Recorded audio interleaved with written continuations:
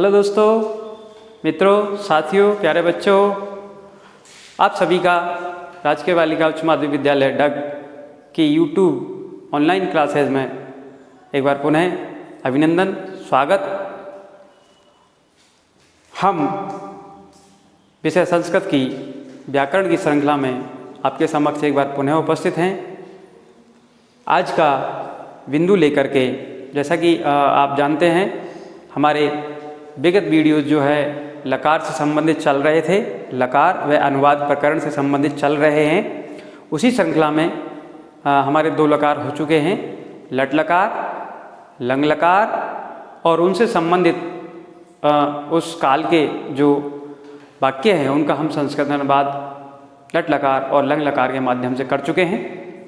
आज हम उसी श्रृंखला में अगला लकार लेकर उपस्थित हैं आपके समक्ष, जिसका नाम है लिरिट लकार। क्या नाम है? लिरिट लकार। लिरिट लकार का तात्पर्य है भविष्य काल। क्या तात्पर्य है? भविष्य काल। भविष्य काल की जो पहचान होती है वो है वाक्य के अंत में गा, गी, गे इस प्रकार के वर्ण आते हैं। तो इस लकार के जो संक्षिप्त रूप हैं उनको पढ़ने से पहले हम इधर देख लेते हैं। हमने कर्ता वाली जो सारणी है, जो कि हम लकार संबंधित हर वीडियो में लिखते आ रहे हैं और आपको समझाते आ रहे हैं, ये आज हमने पुनः लिखी है। इसको लिखने का एकमात्र उद्देश्य यह है कि अपन बार बार जब इनको देखेंगे तो इनका हमें स्मरण होगा, पूर्ण रूप से याद हो जाएंगे और हमारा अभ्यास हो जाएगा। इसके अलावा इसमें आज हमने प्रथम पुरुष में तीनों लिंगों में जो कर्ता हैं वो लिखे हैं। इससे पहले हम केवल एक ही लिंग में लिख पा रहे थे। आज हमने तीनों लिंगों में लिखने का प्रयास किया है। जैसे प्रथम पुरुष का जो कर्ता होता है वह तीनों लिंगों में होता है। जैसे ये सह पुल्लिंग में है, सा स्त्रीलिंग में है और तत नपुंसक लिंग में है। और इन तीनों का जो अर्थ है वह क्या होता है? वह है। इसी प्रकार द्विवचन में तौ पुल्लिंग है, ते स्त्रीलिंग है और ते ही नपुंसक लिंग है।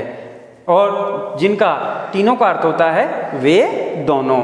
और उसी प्रकार बहुवचन में, प्रथम पुरुष के बहुवचन में पुल्लिंग करता होता है ते, स्त्रीलिंग करता होता है ता और नपुंसक लिंग करता होता है तानी। जिनका तीनों का अर्थ एक ही है, वे सब। तो इसके बाद ये हम पहले भी पढ़ चुके हैं। त्वम माने तुम, युवाम माने तुम दोनों, यूयम माने तुम सब, अहम माने मैं, आवाम माने हम दोनों, वयम माने हम सब। तो ये कर्ता की सारणी है जिसको अपन बार बार देखेंगे तो बार बार हमारा स्मरण हो जाएगा। अब चलते हैं हम लिरिट लकार, भविष्यकाल। इसके जो संक्षिप्त रूप हैं वो पुनः हम पुरुष के हिसाब से इनको पढ़ेंगे। प्रथम पुरुष, मध्यम पुरुष और उत्तम पुरुष। एक वचन, द्विवचन और बहुवचन। इनके जो संक्षिप्त रूप हैं वो इस प्रकार से हैं, एक बार देखेंगे।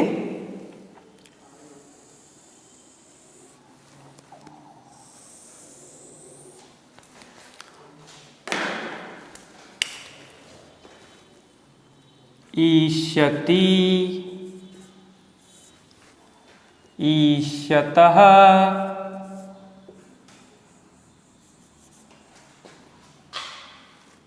ईष्यन्ति,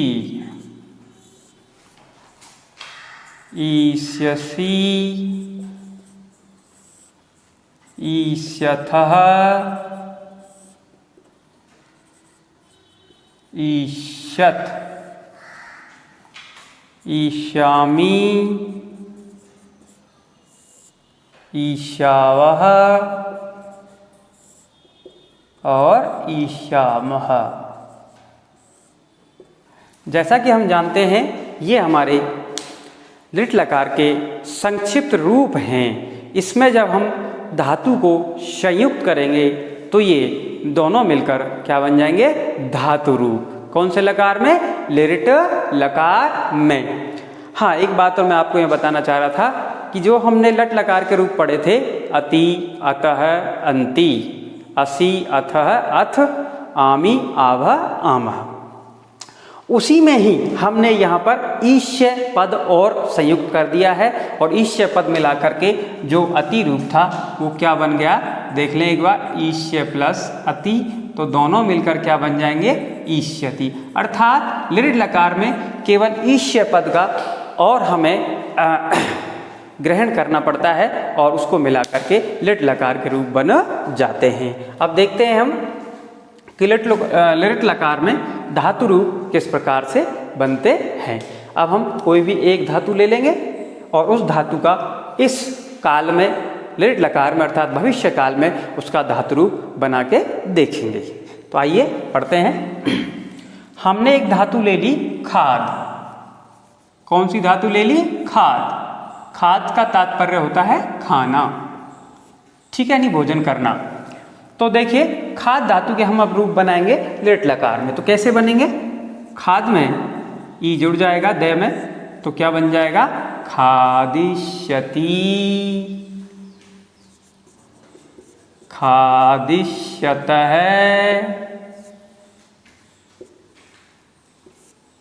और बहुवचन में खादिष्यन्ति। उसी प्रकार मध्यम पुरुष एक वचन में खादिष्यसि, खादिष्यथः,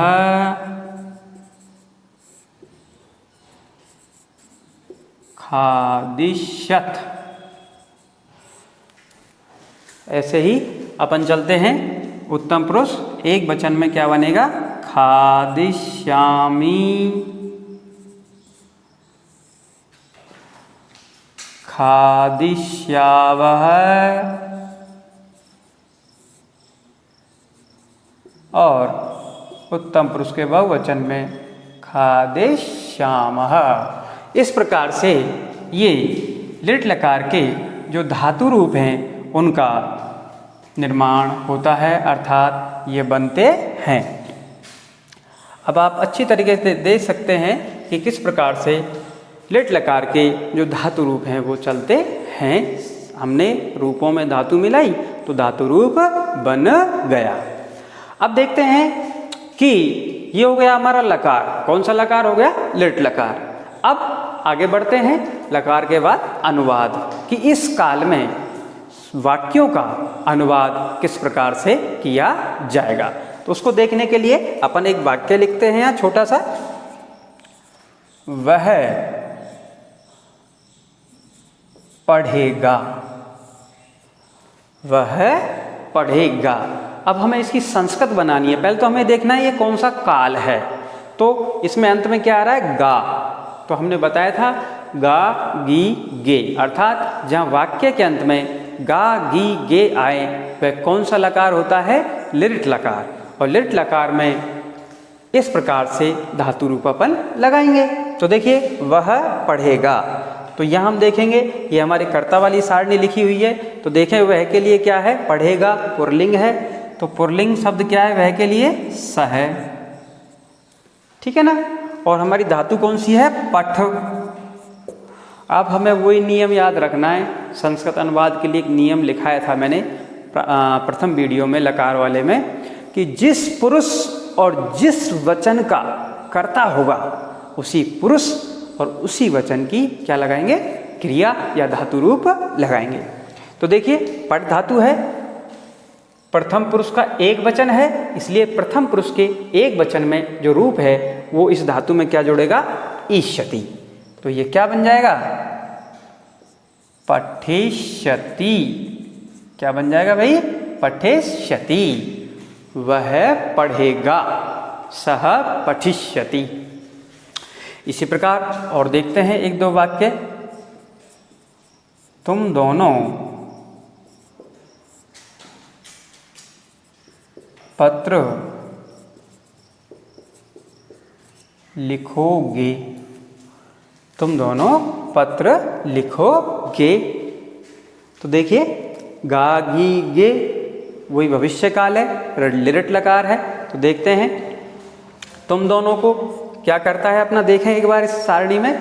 तुम दोनों के लिए क्या है, युवाम, ठीक है, युवाम माने तुम दोनों। तो अपन फिर लिखते हैं युवाम, क्या लिखोगे, पत्र। यह एक कर्म है और कर्म के लिए मैंने आपको बताया था द्वितीय विभक्ति में आता है, और यदि एक वचन होता है तो उसमें ऊपर क्या जोड़ देते हैं, अनुस्वार, पत्रम, युवाम पत्रम। अब अपने पास धातु है लिख। यहाँ जो लिख धातु है उसके विषय में थोड़ा सा मैं बताना चाहता हूँ कि जिस धातु के प्रारंभ में ई की मात्रा हो, यानी ईकार कोई धातु हो, इकारांत, उस ईकार को एकार में लिट लकार में ईकार को हम एकार में बदल देते हैं। तो ये क्या हो जाएगा, लेख। और युवाम, चूंकि मध्यम पुरुष का द्विवचन है तो मध्यम पुरुष के द्विवचन में अपने पास रूप क्या है, ईष्यत। तो इसमें ईष्यत अपन जोड़ देंगे तो ये क्या बन जाएगा, लेखिष्यथः। क्या बन जाएगा भाई, लेखिष्यथः। तो युवाम पत्रम लेखिष्यथः, तुम दोनों पत्र लिखोगे। तो इस प्रकार से ये आपका जो भविष्य काल के हैं वो वाक्य हैं, उनका अनुवाद किया जाता है। और अपन देख लेते हैं, एक दो उदाहरण और समझ लेते हैं। जैसे आपको भूतकाल में समझाया था कि बीते हुए कल के लिए हम ह्यः शब्द का प्रयोग करते हैं, पद का प्रयोग करते हैं, उसी प्रकार भविष्य काल में आने वाले कल के लिए, क्योंकि भविष्य काल तो आने वाला कल है, तो आने वाले कल के लिए अपन श्वः किसका प्रयोग करेंगे, श्वः, अर्थात आने वाला कल। आने वाले कल के लिए अपन किसका प्रयोग करेंगे भाई, श्वः, ठीक है। तो देखते हैं आगे।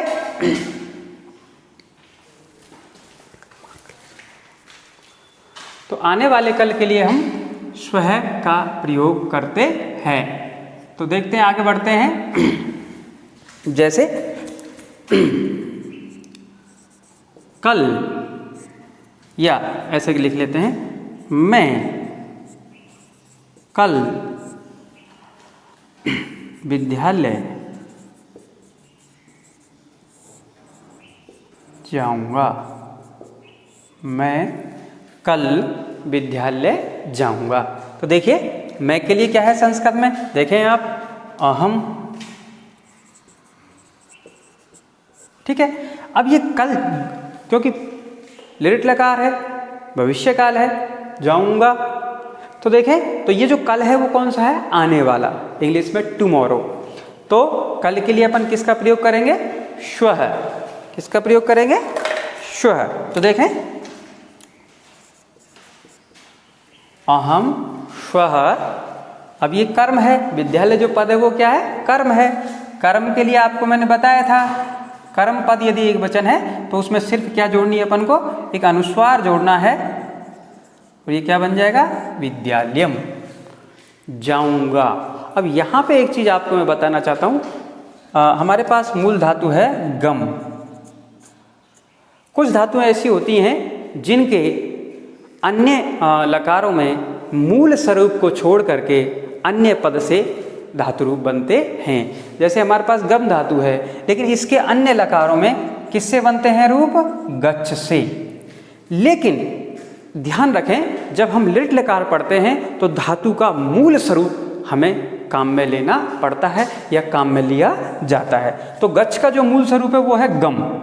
तो यहाँ पर हम गम धातु का प्रयोग करेंगे, और इसमें अहम है उत्तम पुरुष का एक वचन, तो उत्तम पुरुष के एक वचन में किसका प्रयोग करेंगे, ईशामी। तो इसमें मैं में ईशामी जोड़ देंगे तो क्या बन जाएगा, गमिष्यामी। ठीक है भाई, समझ में आया होगा। और देख लेते हैं एक दो उदाहरण।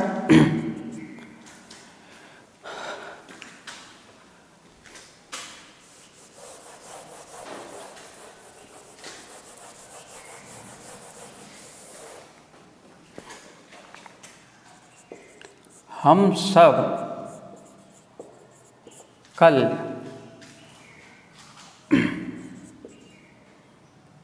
प्रार्थना में गीत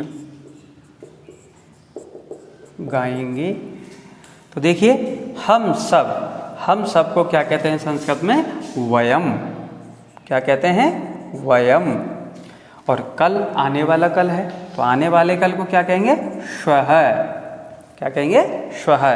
प्रार्थना में, अब यहाँ पर ये शब्द रूप है, प्रार्थना आकारांत है और सप्तमी एक वचन है, इसलिए प्रार्थनायाम। क्या गाएंगे? गीत। ये कर्म है, कर्म में क्या लगा देंगे? अनुस्वार। क्या बन जाएगा? गीतम। ठीक है। और यहाँ पर जो धातु है वो है गा, और गा होने के कारण मैंने बताया आपको यहाँ मूल स्वरूप आएगा। वैसे तो इस धातु के रूप चलते हैं गाय, गाय के हिसाब से चलते हैं अन्य लकारों में, लेकिन यहाँ पे गा। तो इसमें लगाएंगे हम ईश्यामः, अर्थात इसमें से ई भी चला जाएगा और ये बनेगा गाश्यामः। वयम श्वः प्रार्थनायाम गीतम गाश्यामः, अर्थात हम कल प्रार्थना में गीत गाएंगे। तो इस प्रकार से आपने देखा कि लट लकार के जो रूप हैं वो किस प्रकार से लिखे जाते हैं और उन रूपों से धातु रूप किस प्रकार से बनाए जाते हैं, और लट लकार में जो अनुवाद है वो किस प्रकार से किया जाता है। तो इस तरीके से हमने आज देखा। कर्ता तो हम हर वीडियो में देख ही रहे हैं,